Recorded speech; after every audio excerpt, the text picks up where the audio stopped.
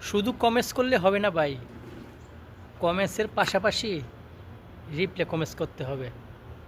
আর তখনই আপনি মানুষের সাথে পরিচিত হতে পারবেন, যখন আপনি মানুষকে রিয়্যাক্ট করবেন।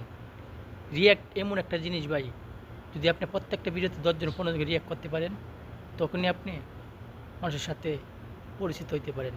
আর রিপ্লে কমেন্টসের মাধ্যমে আপনি ফলোয়ার আনতে পারেন, আবার রিয়্যাক্টের মাধ্যমে ফলোয়ার আনতে পারেন। ভাই অনেকে তাড়াহুড়া করে ভাই কমেন্টস করার সময়। ভাই ফেসবুকের জায়গাটা তাড়াহুড়ার জায়গা না ভাই, এই ফেসবুক জায়গাটা দীর্ঘমেয়াদী কাজ করতে হবে ভাই।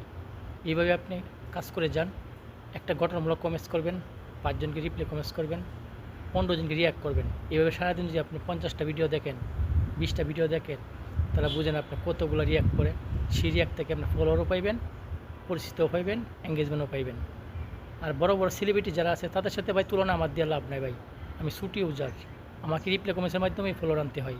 বুঝতে পারছেন? আপনারা এইভাবে ফলোয়ার আনবেন। আর বড় বড় ইউজাররা দেখবেন একটা ভিডিও সবসময় সপ্তাহে 4টা 5টা ভিডিও ট্রেন্ডিংয়ে থাকে। একটা ভিডিও ভাইরাল হয়ে গেলে তাদের এঙ্গেজমেন্ট, ফলোয়ার, ভিউ অভাব নাই ভাই। আমরা তো ছুটি ইউজার, আমরা এই কারণেই এভাবেই রিপ্লে কইরা ফলোয়ার আনতে হয়। আর রিপ্লে করা কমেন্টসগুলা মনে করেন এগুলোই অ্যাক্টিভ ফলোয়ার, আমি যেটা মনে করি।